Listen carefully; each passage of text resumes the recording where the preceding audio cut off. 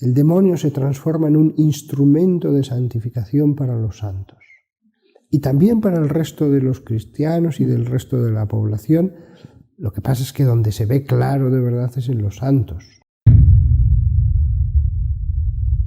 ¿Qué es el demonio? Es en realidad un espíritu o ser sobrenatural que en diversas creencias y religiones encarna y representa el mal, o simplemente reflejo de nuestro subconsciente que explota a manera de neurosis y otros padecimientos mentales. El Exorcista, publicado en 1972 por el escritor neoyorquino William Peter Blatty, nos narra los amargos sucesos de una niña llamada Regan, quien atraviesa por diversos cambios físicos y mentales que hacen sospechar que está poseída por un espíritu diabólico llamado Pazuzu. Su madre, una actriz establecida y famosa llamada Chris McNeil, desesperada al agotar todas las explicaciones médicas posibles, un doctor le recomienda un exorcismo, razonando que, si la niña presenta estos síntomas como una manifestación psicosomática de una creencia en la posesión demoníaca, entonces tal vez ese método tendría el efecto de acabar con los padecimientos al convencerla que ha sido purificada. Chris duda, ya que ni ella ni Regan tienen creencias religiosas, pero finalmente, por pura desesperación e impotencia, consulta al padre Carras, ya que es a la vez un sacerdote y un psiquiatra de un monasterio jesuita cercano a su casa. Tras observarla, el escéptico Carras piensa inicialmente que es un caso de psicosis hasta que la registra hablando en un idioma extraño, que resulta ser español hablado al revés. Al invertir el audio, descubre que Regan nombra constantemente al padre Merrin, a quien no conoce ni ha oído mencionar. A pesar de sus dudas, Carras decide solicitar el permiso de la Iglesia Católica para llevar a cabo un exorcismo. Dada la inexperiencia de Carras, el arzobispo de la ciudad decide llamar para ayudar al padre Merrin, a pesar de que su corazón se encuentra en un estado precario y a algunos les preocupa que semejante labor provoque su muerte. El padre Merrin llega a la casa de la actriz en taxi durante una noche fría y decide iniciar rápidamente el proceso de exorcismo, como si ya conociera contra quién se está enfrentando.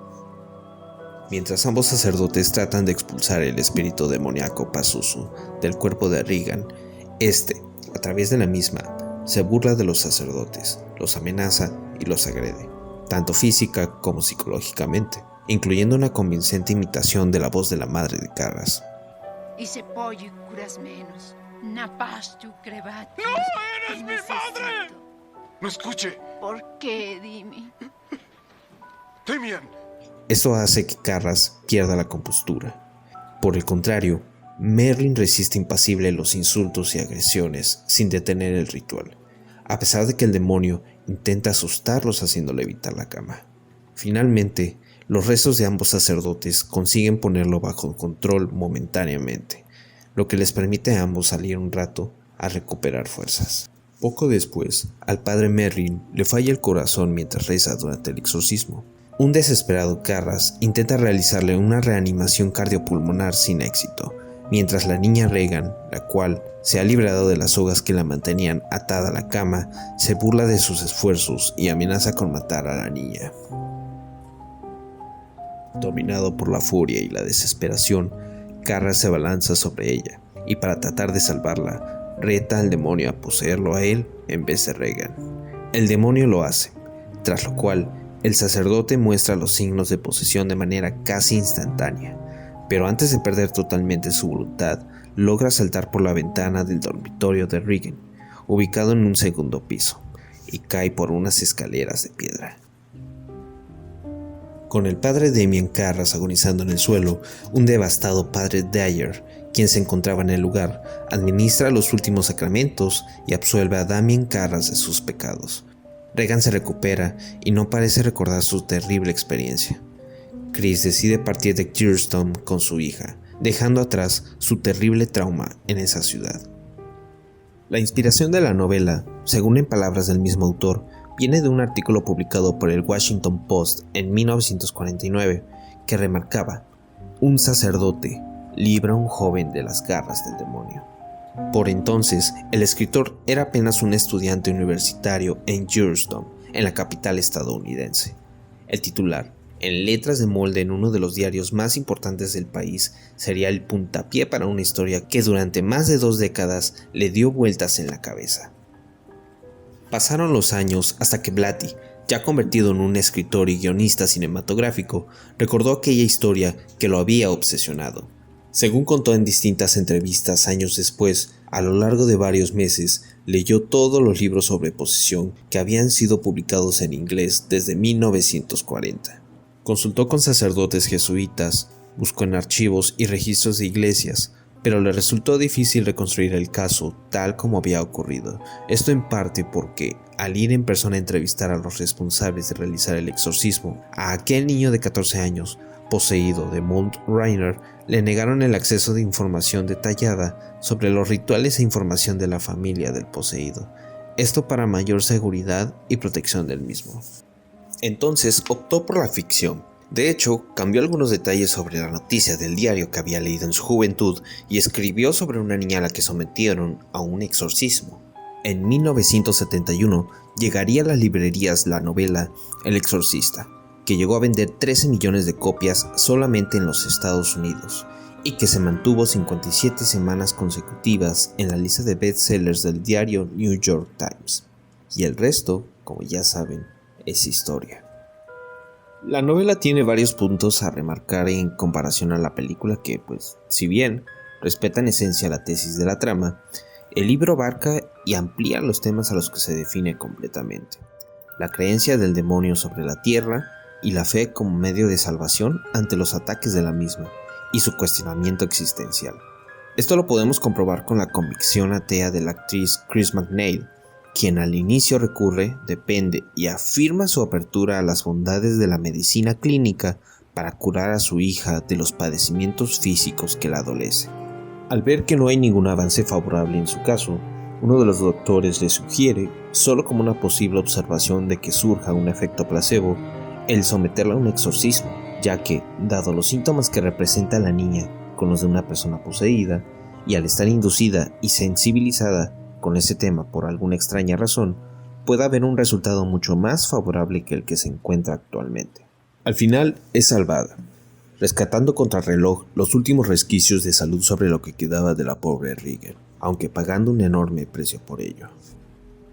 El otro caso más evidente dentro de la trama es el padre Damien, quien durante el transcurso de la historia se nos presenta como un personaje acongojado y dudoso de su fe a Dios, debido a la muerte reciente de su madre, y el sentimiento de culpa por dejarla desamparada, dejándolo deshecho y preguntándose si Dios aún está con él a pesar de los años de servirle y siendo devoto.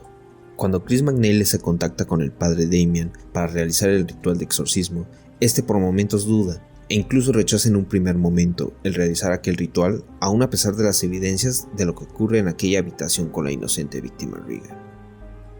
Todo parecía estar perdido, pero, en un último momento de lucidez y dejando de lado sus sentimientos de culpa y aflicción, el padre graba las notas de voz de Regan mientras éste conversaba con ella en su habitación, y al retroceder las cintas de audio, escucha mencionar el nombre del padre Merry, quien ha tenido una vasta experiencia en rituales de exorcismo y que parece ser no es la primera vez que se ha enfrentado a Pazuzu.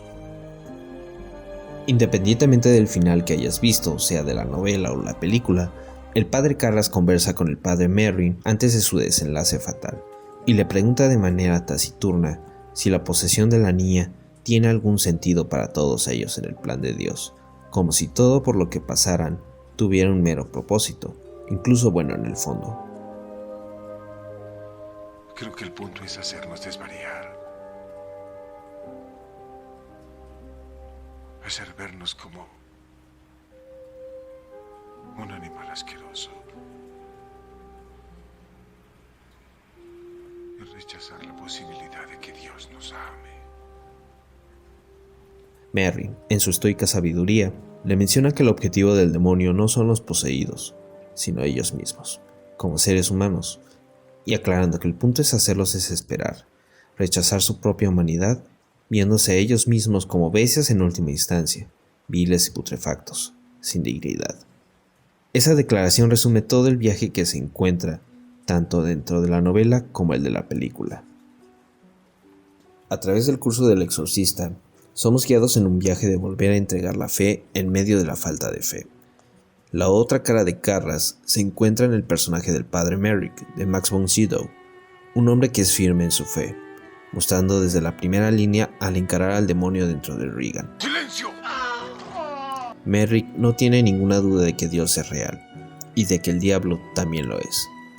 Por lo general, Merrick sería el salvador en una película o historia como esta, pero como vemos, la manipulación de Pazuzu sobre Carras lleva a que Merrick tenga un ataque cardíaco y muera. Aunque su ira y dolor se apoderen de él durante la primera mitad del exorcismo, cuando Merrick muere, Carras sabe que es el deber de su vida salvar y ayudar en la capacidad de Dios para extinguir el mal y salvar a la joven Regan. Para su acto final, y sabiendo que lo más probable es que no llegue al cielo por hacerlo, mientras se sacrifica para asegurarse de que la luz gane, Carras hace un salto de fe por la ventana y casi número infinito de escaleras hasta su muerte. Si bien el suicidio no es la respuesta, es ese autosacrificio lo que libera a Regan y en última instancia redime también a Carras y su fe. La capacidad de Blatty para darnos personajes tan complejos como Carras, un hombre tan profundo en el odio a sí mismo, la duda y la pérdida de la fe, mientras nos permite atravesar las trincheras del mal para hacer las mismas preguntas que Damien se hace a sí mismo, es una de las muchas razones por las que el autor y guionista sigue siendo hasta el día de hoy uno de los mejores escritores de todos los tiempos. El Exorcista siempre ha sido catalogado como la película más aterradora de todos los tiempos, y aunque es bastante aterradora, me parece que es otra cosa. Me parece una de las obras de arte más profundamente hermosas que existen en la actualidad.